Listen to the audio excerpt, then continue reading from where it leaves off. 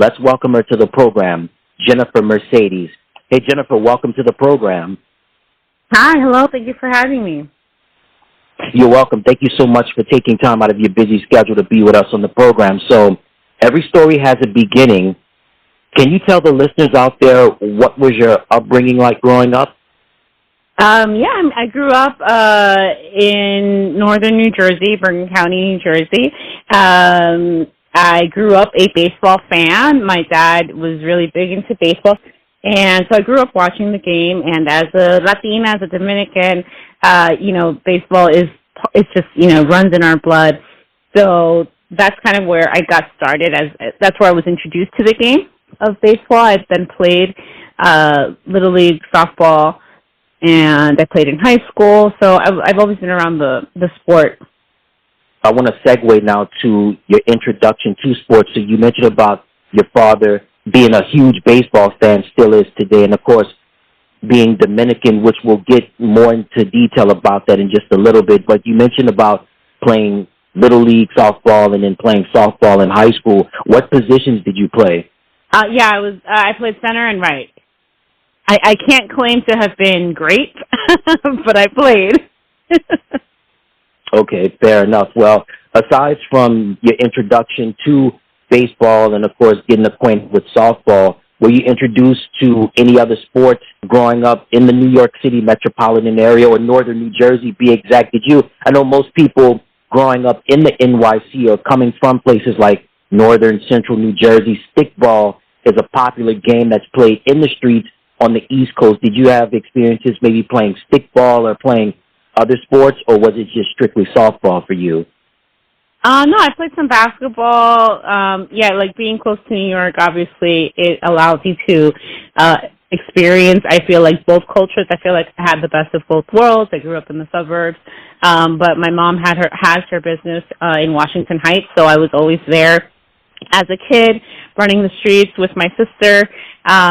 So I grew up with both cultures. So I played some basketball and stickball, vitilla, what we call in the Dominican Republic. It's played a little bit differently, but with a broomstick and basically the cap of a water jug. And so we played a lot of that in my house. And whenever I visited the DR, we'd play that as well. Awesome. And I want to just talk now about continuing with the sport of baseball. I know the New York City metropolitan area, of course, we know about the New York Yankees playing in the Bronx. We know about the New York Mets being in Queens, but also just the New York metropolitan area, just with Yankees, Mets alone, but just the East Coast, specifically with the Red Sox. And, of course, you've got the Washington Nationals and the Baltimore Orioles and the Philadelphia Phillies. But what were your favorite baseball teams growing up? Yeah, I was a diehard Yankee fan growing up. That was my team. I thankfully I was able to go to a couple of games when I was a kid. My first game, I remember we were sitting up in the old Yankee Stadium, up there in the nosebleed section, and my mom was like, "I will never come back here," because she was scared of heights, and so it was literally you felt like you were going to fall forward. But then I was able to get some better seats later on in life. But I grew up a Yankee fan. You mentioned about old Yankee Stadium and new Yankee Stadium. Do you notice any differences between the two? I mean, this one is obviously much more modern, for sure. It still holds some of that old history, because, it's the Yankees. But it's different in the sense that it is definitely way more modern and more fan-friendly, for sure. All right. I want to stay again just with Yankee Stadium for a moment. Did they make any changes to that area known as Monument Park? Is it still kind of situated in that same area where it was when the old Yankee Stadium was up? I believe so, and it's still there. Fans can go and walk around it before the games. It's a nice area if for big Yankee fans. You can delve into the history and remember the players that have been there. Awesome. And I want to stay, again, just with the Bronx Bombers for a moment. I want to talk about Giancarlo Stanton. Had a solid career during his time playing with the Miami Marlins, but with the New York Yankees, put up some decent numbers. Give me your thoughts on Giancarlo and his times with the Yankees. Yeah, I think, he's a great player, great part of this team. He's an important part of the team, of the Yankees. And I think him and Judge are an integral part of the success of the Yankees. If they are both healthy, I feel like they always have a chance of making it, right? So I think Stanton is an integral part. All right, and of course, we've got to talk about, here comes the Judge, Aaron Judge, right? Give me your thoughts on Aaron and his career with the Yankees and what his future holds as a Major League Baseball player. Well, his future is definitely bright. It's joining Giancarlo Stanton as well. But obviously his future is bright. I think, it was a great decision to come back and sign with the Yankees, everything that his people did in order to get that done, and what the Yankees did to get that done was a great decision. He's a huge part of the New York Yankees. He's the captain, and what he brings to the table is unlike many players. He's got the charisma as well. Fans love him, and so that's great, to have for a player. I think that, you can have the skill set, but if you don't have that charm, it's difficult to develop also, like, as a personality, and he's done both very well on and off the field. I want to stay just with Aaron for a moment. You talk about personality, and we know that New York City is the bright lights in the big city, and you got to have personality or some sort of energy in order to be there, whether you're an individual and especially if you're an athlete. How has Aaron adapted well to New York City? You mentioned about him having the personality and handling everything that comes with New York. Has he adapted well? Has it been a slow process for him adjusting to the Big Apple? No, I believe he's adjusted perfectly in his time with New York. And obviously you can see that in the way that he plays, the pressure. There's always pressure on New York players, and he's been able to play through that and excel. The New York pressure definitely has not affected him. If anything, it has propelled him. Awesome. And, we talk about the pressure of New York, and someone that adjusted very well to New York and basically had that city on his shoulders, the captain, Derek Jeter. I mean, what can you say about him? Efficient, someone that made big hits when it mattered the most. Offensively was solid. Man, defensively, he was off the chain and then some. What was Jeter mania like during that time in the New York City area? I was a huge Derek Jeter fan growing up. I had a Derek Jeter poster in my room, life-size poster, I like to say.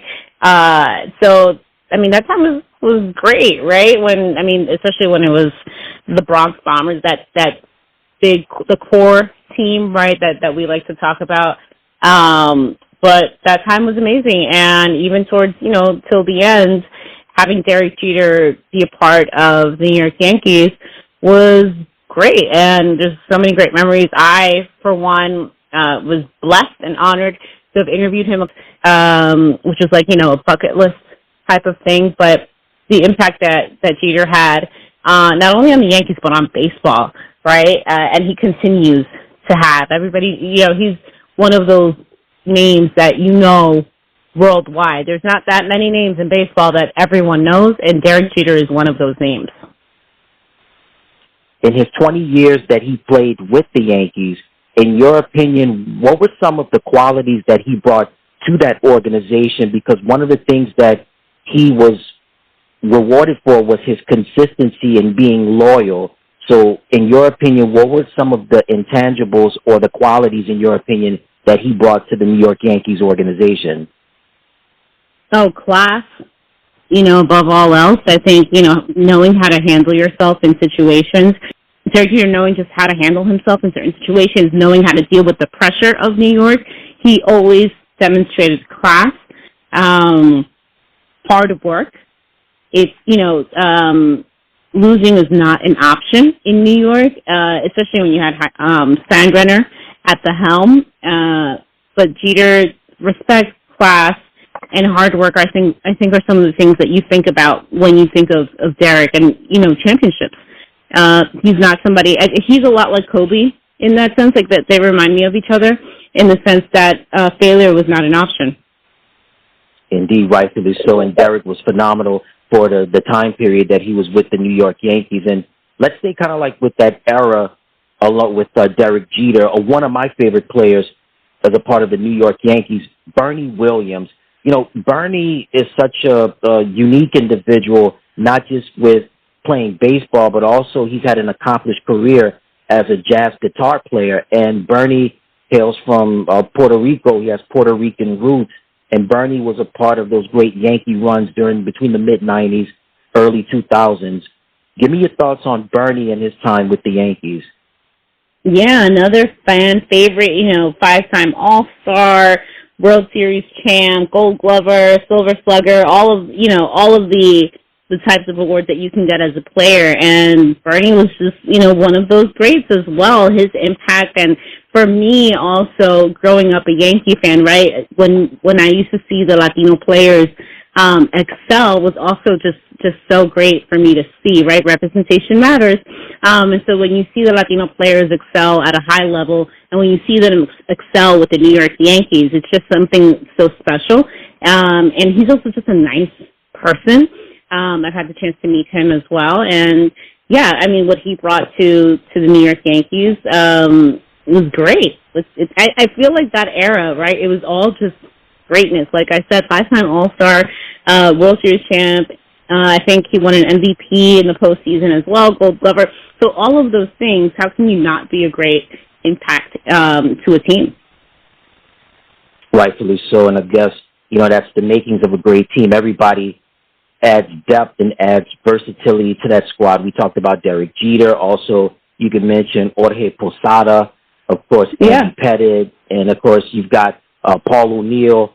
And certainly Bernie Williams is one of those guys that made the difference during that championship run for the New York Yankees. And I touched on Bernie being from Puerto Rico, and that segues into the next thing that I want to talk about, the impact of Latin players and what they bring to the table for Major League Baseball. We've seen Latin players from all countries, Puerto Rico. We've seen them come from Venezuela and Argentina, and, of course, from Guatemala, Nicaragua, just to name a few, and Cuba as well. I mean, baseball is almost like, I hate to use this word, but like a religion in a lot of those countries. Opinion on the impact of Latin players and what they bring to the table for Major League Baseball. Yeah, the impact that Latino players have on the game of baseball and have had and will continue to have is undeniable, right? I think that Latin America is the largest exporter, right, of players into the MLB, the Dominican Republic being the first, and then I believe you have Venezuela and Puerto Rico, and the list goes on. And it is like a religion for a lot of Latin American countries. If you watched anything, any of the games during the WBC, you can tell by the fan bases that showed up and showed out, the passion that the players play with and the passion that these fans have in supporting their teams, it shows. And so the impact that Latinos have on the game is undeniable. And it's almost like how do you even put a price on it, right? Because I feel like the Latin players, they're the ones that put the sazon, the seasoning into the game, same as African-American players. We're the ones that got the swag. We bring the fun, I feel like, and that's not to take away from any of the other players, but we just give it that X factor. Rightfully so. I want to stay just with Latino players in Major League Baseball. We've seen programs specifically in America where they've attracted young African Americans to Major League Baseball. Are there programs or like some type of initiatives in Latin American countries where they can get more young kids involved in the sport of baseball and maybe the potential of them having a career in Major League Baseball? In Latin America, there are a ton of programs. There are many academies that have been built outside of the MLB academies. I think every town at this point must have a baseball academy. If the kids aren't signed up to a league, they are playing in the streets. They play a lot of vitilla, the stickball, like I mentioned before. So particularly in the Dominican Republic. Now, when we talk about other countries that are still developing, countries that are struggling, like Venezuela, for one, but there are other countries it's really developing its baseball teams, its baseball talent. Somebody like Nicaragua is a country that is really developing their baseball talent. We saw them in the WBC. Other countries that are having a lot of success is also Colombia in that sense. So, yes, there are academies, there are leagues, and I think MLB is getting better about that, as well as investing in Latin America when it comes to those academies and trying to offer baseball to everybody. Awesome. That's great to hear. And speaking of Latin America, I want to stay with Latin America for a moment and your roots, where your parents are from, the Dominican Republic. Before we get more into detail about the relationship between baseball and the Dominican Republic, for those that have never been to the country, what do you tell them about the DR? Oh, it's a wonderful country. It has, just like any country, it has its ups and downs. There's crime, there's all of that, but just like in the U.S., so don't let that deter you from visiting this bright, colorful island that is full of love and full of people that are hardworking people that get themselves up every morning and go to work and try to have a better life for themselves and their families. Great food. The culture is amazing. I always tell people, if you can, head down there during the winter baseball, because you will experience what people were experiencing during the WBC, which is just a lot of love, passion, and fun at these games. Latinos, they bring something different to the game, and when you're out there in the Dominican Republic watching these games, there's drums, there's trumpets, there's the food at the games. You have, brugal, which is one of the drinks, the rums out there. So it is a party. It is an event. Every game is an event when you go out there. So I would encourage everyone at some point in their lives to visit the DR and not only go to the resorts, because the resorts are amazing. We have some of the best beaches in the world, but also go into the cities, visit one of the stadiums, one of the ballparks, and enjoy yourselves like a local. I just want to let everybody know, watching the World Baseball Classic was so exciting, not just with the United States and Japan and with Korea, but just seeing the spirit and the pride of the Latin American countries, man. They really showed up and showed out to represent their fellow countrymen. And I'll tell you what, the WBC, the World Baseball Classic, was a lot of fun. And we're going to get more into the Dominican Republic and baseball in just a moment. I want to stay with the culture of the DR. You mentioned food and drink. Can you give the listeners out there some great Dominican dishes that you recommend them to try and what's in them? And also, you mentioned about drinks. Let them know that about the drinks as well.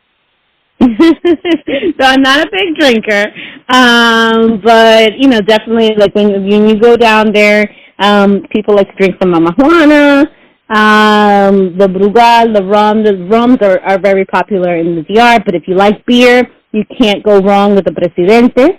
That is the beer of the Dominican Republic, right? And food. Gosh, there is so much food in our culture, and if you're from the Caribbean, you have a lot of similar dishes. So there's the plantains, the mangú that we make with plantains. So it's mashed plantains. You boil them, then you mash them with some butter or olive oil with some pickled onions, and then you have fried salami and fried cheese and fried eggs. That's what we have for breakfast. It was a heavy breakfast, so that's always something that you have to try. You go to a restaurant, you say, tres golpes, and they'll give you that plate. What else? Rice and beans and some meat. That's what we call the bandera, so the flag.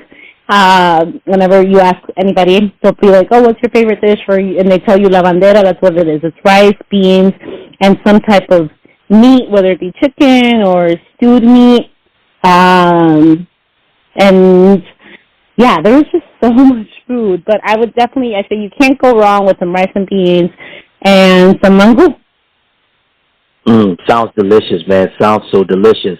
And you mentioned, again, about the culture of the DR, and you mentioned about the resorts, but a lot of baseball players, well, not all, but the majority of the players that are from the Dominican Republic, a lot of them come from the major cities such as Santo Domingo, and there's also San Pedro de Macorís. Can you explain to the listeners the differences between Santo Domingo and San Pedro de Macorís in terms of the culture and city life, things of that nature? Well, Santo Domingo is the capital of the Dominican Republic. It is much more. It's the growth in the capital. You can see it if you haven't been there in a long time, and you go now. A lot of people say they don't even recognize it. It's much more advanced technologically and architecturally. There's bridges. There's the train. There are many forms of transportation in the capital itself. So it is much more advanced in that sense than San Pedro de Macorís is. It's still developing. It is still, what we like to call the cuna, which is kind of like the birthplace, right, of a lot of great baseball players. That is where Sammy Sosa comes from. That is where Robinson Cano comes from. He still lives out there.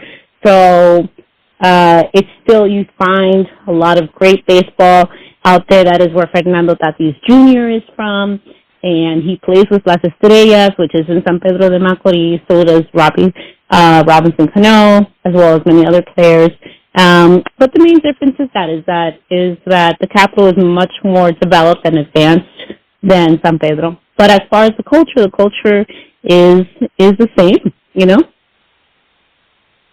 Awesome. And, let's get now to the impact of Dominican players in Major League Baseball. You mentioned some of those gentlemen, Fernando Tatis Jr., Robinson Cano. Also, we can't forget about David Ortiz, all rep the DR. And we've seen the impact for decades of Dominican players being in Major League Baseball. Just give me your thoughts on the impact of the Dominican Republic in their players in Major League Baseball. Yeah, I feel like the Dominican players have helped to make the baseball, to make baseball exciting and dynamic. They've helped to expand the reach of baseball. I feel like across the world, everybody knows who Big Papi is. And that speaks to where he comes from. It speaks to the culture and just the way that a lot of the Dominican players carry themselves. Like I said in the beginning, it's the swag. So the impact that Dominican players have had on the game is undeniable. It's a significant impact, and their influence on the game itself and on other players. You see a lot of other players, up-and-coming players, really try to emulate a lot of those former stars and wanting to be like them. And now we have, I believe it's 5 Hall of Famers as well. So the list, and that list is only going to grow as the years go by and these guys start to retire. Awesome. And definitely their presence has been felt for so long and still continue to be felt in Major League Baseball. Jennifer, Major League Baseball has brought a lot of changes. The pitch clock, are you a fan of it, yes or no, and why? I don't know if I'm necessarily a fan of it. I think maybe some things could change, but it has shortened the game by about half an hour. Fans do feel when the games are shorter because, MLB, it's hard sometimes for people to get through an entire game. People's attention span is not that long. And so it has helped. If anything does help people's attention span, people actually watching a game, I think it's great for the game. Yeah, it kind of hurts the authenticity just to sit there and just, concentrate and just wait for the drama to happen. And especially it can hurt a pitcher. I mean, we've seen it happen. Yeah, that I think, but I think players will get adjusted to it, and I think that you will no longer even see the difference anymore. I think players will get accustomed to it. It's a learning curve, but I do think that they will get used to it, and it's an adjustment. And players are a creature of habit, so once they start creating this new habit, they will feel comfortable with it. Yeah, it just takes time, and like you said, it's an adjustment, and certainly the pitch clock is something that they're going to attract, and as we stated earlier, is going to try to attract a new audience to Major League Baseball. Tell everybody, Jennifer, where they can find you on social media and any websites. Let them know that as well. Yeah, so you can follow me at La Chica Deportes on all social media platforms. So that's La Chica Deportes, LACHIADEPORTES. That means the sports chick in English. Don't forget to check her out on the various social media platforms, including the website. Check out La Chica Deportes. Jennifer, this was a lot of fun. Again, thank you so much for taking time out of your busy schedule to be with us. Awesome. Thank you for having me. Hey, everybody. Thank you so much for tuning into the channel. Remember to click like, share, and subscribe. And thank you for watching.